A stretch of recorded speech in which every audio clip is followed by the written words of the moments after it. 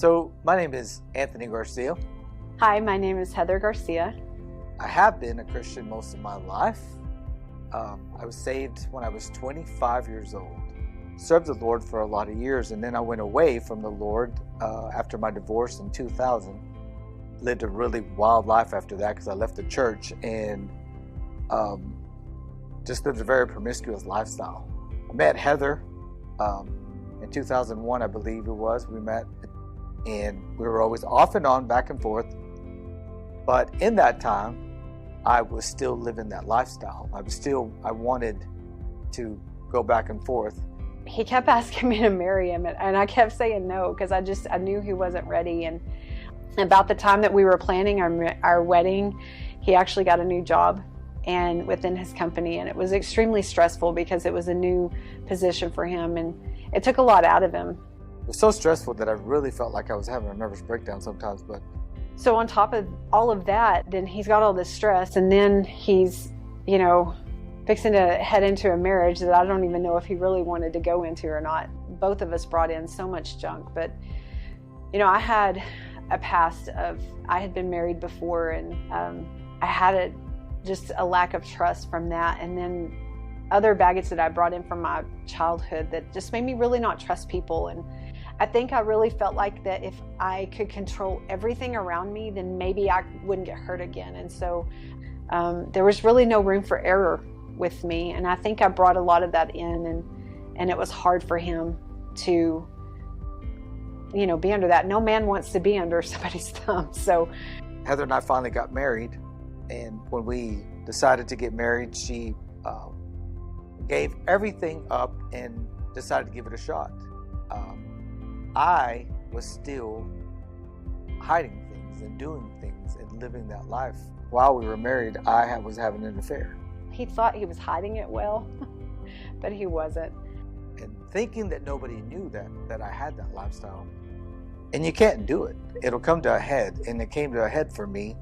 I guess it was in 2016 whenever we really hit the worst part of our marriage. It was right after my nephew passed away. He took his own life. I remember even at that point not having I still had a lot of numbness towards just life. And so from there, things just really seemed to get worse. He was drinking a lot, and I didn't know what else to do. And I think whenever you're at that place, it's a really dark place you can go to, and but a lot of it is just because you're not really living for the Lord. All those years, I never got an anniversary card. I never got an anniversary gift. I never got birthday gifts. I never got birthday cards or Mother's Day cards or, really anything like that. And I just never really felt like he was present. It was really cold at home. Like, it was very cold. We fought all the time. We argued all the time. And I just wanted no part of the marriage at that point anymore. By our second anniversary, he had gone off on a trip without me that I could have gone on, and he chose not to take me. And we were fighting.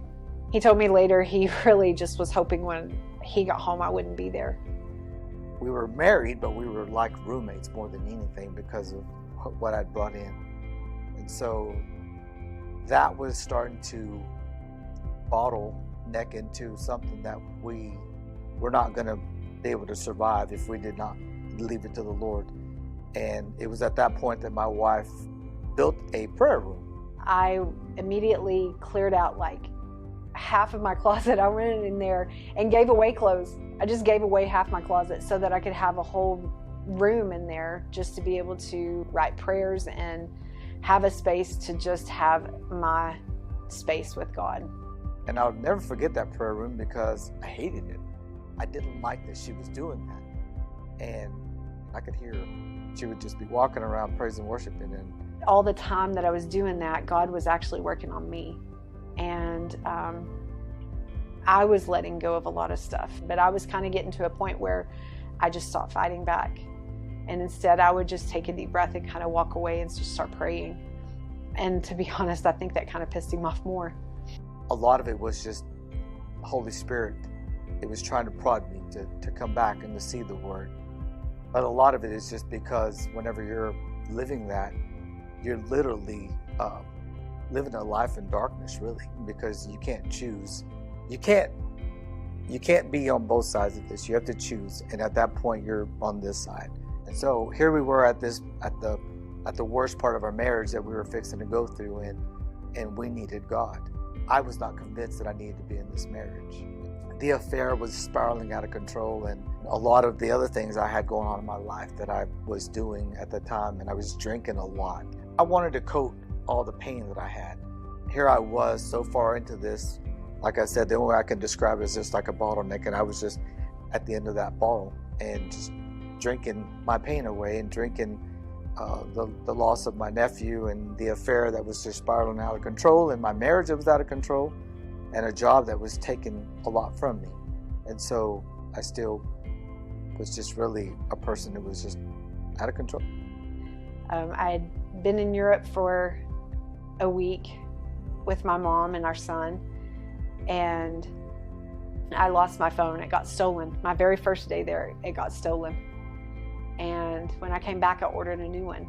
And when I ordered my new phone, it came in, and I'll never forget that there was just no reason whatsoever that I should have gotten anything from his phone, because we never shared iTunes or anything like that. But when I put in my iTunes account, all these text messages downloaded, and I thought, oh great, I got everything back out of the iCloud. And come to find out, it was his text messages. And there were like 5 women that he was talking to. And I think that was just my boiling point. I was done after that. I walked in there in his office, and I remember just throwing my phone down on his desk and showing him and saying, they can have you, because I just can't do this anymore. I never had an open door to leave. I never did. I really never heard God tell me to stay. He didn't tell me I couldn't leave. It was just a supernatural knowing that I just didn't have that open door to leave yet. In fact, all I ever heard God say was just love him. Just love him. And I even would argue with him, because I would be like, do you know, God, what I have to put up with? Like, are you sure? Do you know how hard this is? But that's all I ever heard him say. I sought godly counsel with people around me, and they just were saying, get a divorce. You just need to get a divorce. And it really confused me. It made me doubt. But I knew that I'd heard him. And so one day I was driving by, and I saw Michelle's car at the church. And so I stopped in, because her and I just have a different connection. And she's that friend that you can go to and just be really honest with, and she's going to look at it with the most unbiased eyes ever, even if it's annoying. And so when I told her how upset it was, and I seemed like there was no hope in our marriage, and it seemed like there was no hope in it getting fixed, but yet I knew what God was telling me, and that was the only hope I had to hang on to. And so when I told her what was going on and how upset I was about the advice I was getting other places, and she just said, if you want me to hang on to hope with you, I will hang on to hope. And that night she went home and wrote the song. And the next morning, I'll never forget, I got a text, and she said, you have to listen to this song. It's about you. And I was like, light bulb.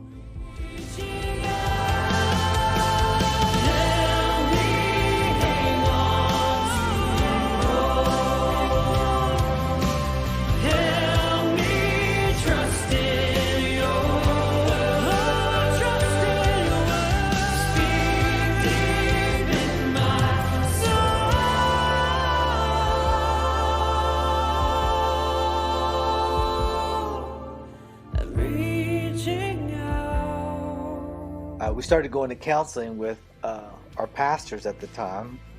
I decided, okay, let's go to counseling, but I want a divorce. And so I said that.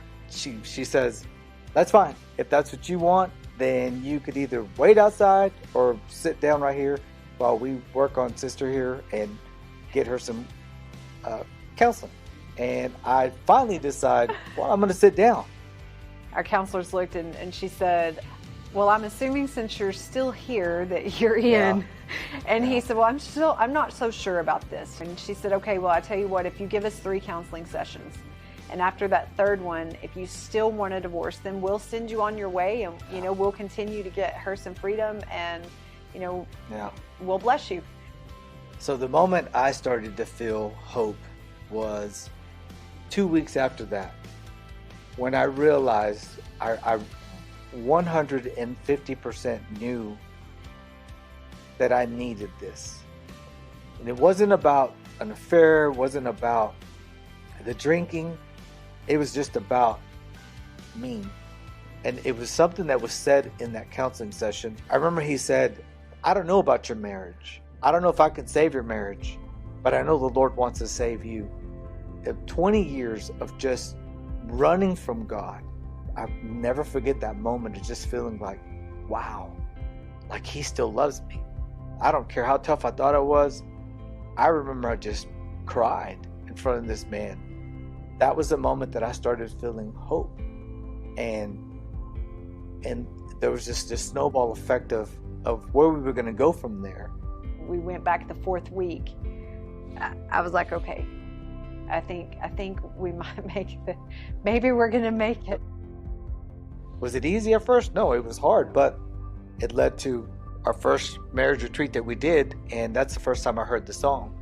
I thought, wow, like, not only was I like, man, for being a terrible husband, you inspired a great song, but I was really, really blessed that the Lord would use Michelle to do that. We really felt like this was a theme song. It was built off of a foundation of losing hope. Yeah, because our marriage was hope. so hopeless at the time. And it really is a miracle story that God, it's a miracle that we're here. Here we are, what are we, 5 years later? 5 years. And we just finished our sixth, I think, 5th or 6th marriage retreat. Yeah. And it really is powerful. We tell our story at each marriage retreat. We share our testimony, and then they play the song, and it changes lives. Yeah.